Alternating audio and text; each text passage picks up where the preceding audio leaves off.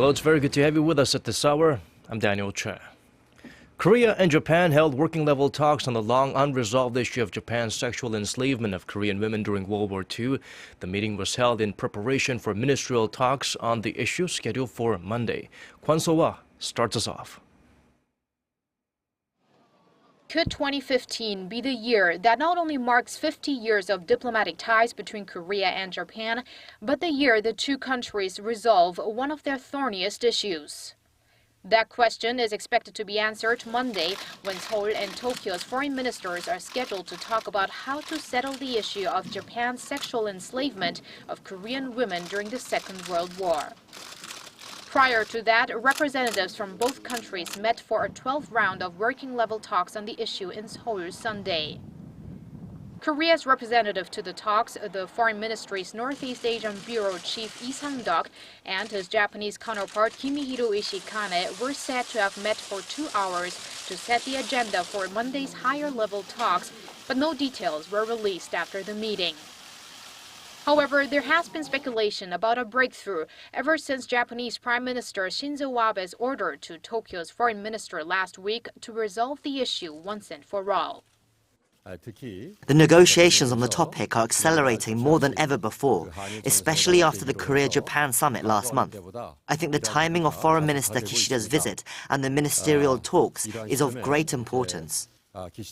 Although these latest developments seem to bode well for Monday's meeting, the Korean government is skeptical about Japan's sincerity, especially after Japanese media reported over the weekend that Korea is considering moving a symbolic comfort woman statue away from the place across from the Japanese embassy in Seoul. According to Seoul, that's not an option at all. Another potential obstacle is there's been no change in Korea and Japan's basic stances. Seoul wants a formal apology and compensation from the Japanese government for the women, and Tokyo says it wants to approach the issue from a humanitarian perspective. Kwon So-hwa, Arirang News. Staying on that topic, it's a race against time given that most survivors of Japan's wartime sex slavery system are in their 80s and 90s. That's why a group of 10 of them is urging Japan to open a compensation case. They are seeking compensation of 100 million won, or roughly $85,000 each, from the Japanese government. Kim Kang-won, who represents the women, filed a document with a Korean court on the issue last week. The request follows several previous attempts, as Japan has thus far refused to accept the case. There were originally 12 women listed as complainants, but 2 have died since the first document was filed back in 2013. Once again, Korea's main rival parties failed to reach an agreement on redrawing the electoral map ahead of general elections in April. Ruling Saenuri Party Chair Kim Moo-sung and floor leader Won Yu-cheol met their New Politics Alliance for Democracy counterparts Moon Jae-in and Lee Jong-geol at the National Assembly on Sunday to try and find some kind of compromise, but ended up right where they started. The two have been at odds over whether or not to decrease the number of proportional representatives, and neither side shows any signs of backing down. National Assembly Speaker Chung Yu-hwa made it clear before the meeting that this would be his last time presiding over discussions on the subject. Observers speculate that could mean Chung can and will use his authority as speaker to break the deadlock.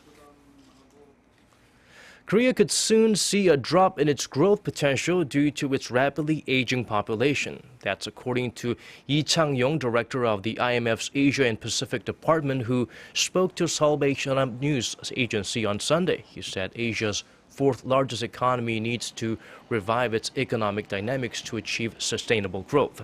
To prevent chronic low growth, he suggested structural reforms in childbirth, healthcare, education, and the service sector in the mid and long term. If the timing of the reforms is missed, Korea could go the way of Japan and see its growth potential drop to 0.5% over the next decade or two. On a more positive note, Lee says Korea's fundamentals are strong enough to overcome the current financial difficulties, citing Moody's recent upgrade of Korea's sovereign credit rating to AA2, the third highest, higher than those of Japan and China. The Bank of Korea released its report card on consumer spending for the third quarter. Although the country's consumption has been flagging, spending on medical services rose significantly. A recovery from the MERS outbreak earlier this year has been cited as the main reason. Our Kwon Jang-ho looks into the numbers. Koreans spent $8.7 billion on medical services in the third quarter this year. That's a 7.5% increase over the same period last year, and almost 3 times more than the average increase in consumer spending. The amount is also double what was spent in the same period 8 years ago. The Bank of Korea released their statistics in a report on Sunday and said the jump is mainly due to people venturing back to hospitals after the outbreak of Middle East respiratory syndrome in May. Total spending on medical care up to the third quarter this year was up 6.6% due to more money being spent on elder care and medical tourism. Although people over 65 make up only 12% of the population, elder care now takes up over 36% of total healthcare spending. Medical tourism consumption rose by almost 5% this year. About 280,000 foreigners made the trip to Korea, with the majority of customers coming from China. Meanwhile, consumer spending as a whole was a mixed bag, with an average growth of just 2.6%. Food and drink expenditures went up just over 5%, while transport went up by 3%. But spending on clothing, education and entertainment was down by around 1 to 2%. The only other significant increase was to spending on alcohol and tobacco. A new tax on tobacco was introduced in January that almost doubled the price of cigarettes, leading spending to increase by almost 30%. Kwon Jang-ho, Arirang News. The Korean government's cigarette tax, part of various anti-smoking measures, is proving to be ineffective in reducing the number of smokers. According to a local report citing a Dongbu securities analyst, cigarette sales are rebounding after the tax, which raised cigarette prices from $2 per pack to $4, was imposed in January. Earnings results from Korean tobacco company KT&G show sales dipped temporarily after the tax, but then recovered, with the company's net profit jumping 55% in the January to June period compared to last year. Meanwhile, the finance ministry had said back in August the government was expecting the tax revenue from cigarette sales to rise to around $9.4 billion from January to December, up by around 64% from the same period last year. Korea was the world's largest buyer of military weapons last year. That's according to a New York Times report citing the United States Congressional Research Service.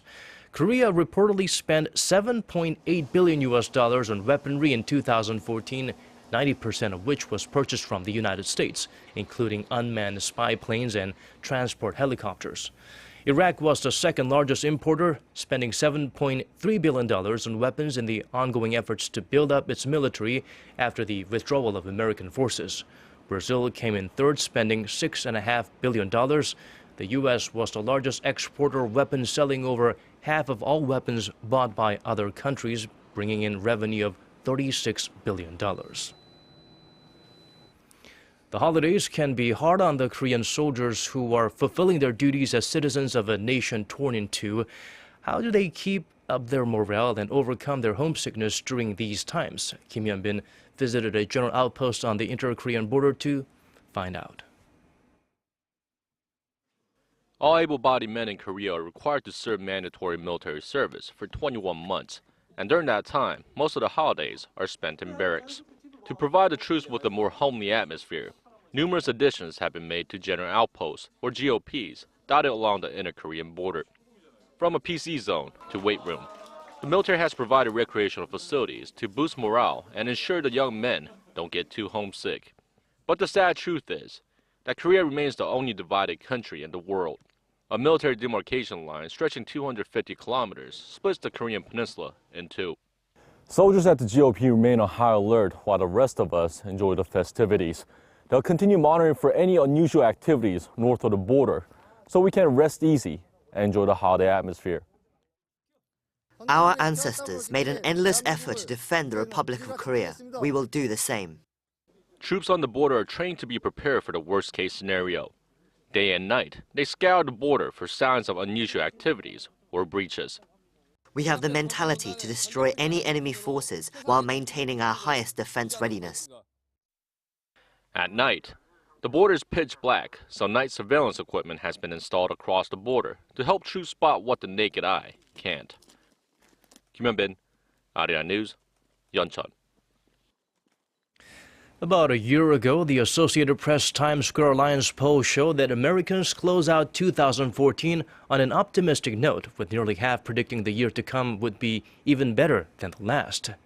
That was then, this is now. This year's result of the same poll reveals 57% replying this year was worse than last for the world as a whole. Only 10% said this year was better, while 32% think there wasn't much difference. 68% said the key reason for their negative response was the string of mass shootings, including the attacks in San Bernardino and Paris. Others mentioned the Islamic State group atrocities and the Iran nuclear deal.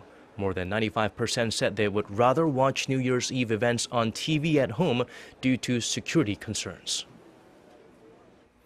And now for a quick look at the weather before we go. If you're in Korea, bundle up and think function over form so you don't mind looking like a puffy marshmallow when you put on that winter coat.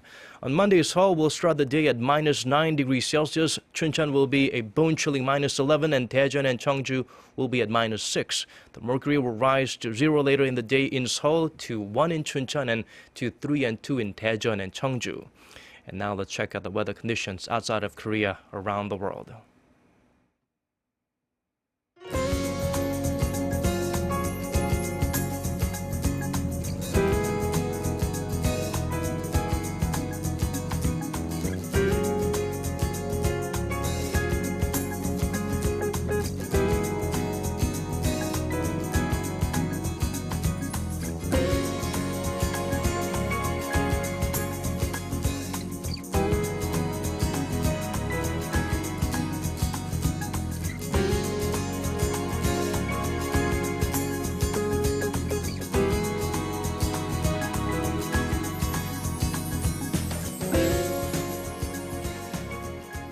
And we've come to the end of this newscast. As always, thank you for watching.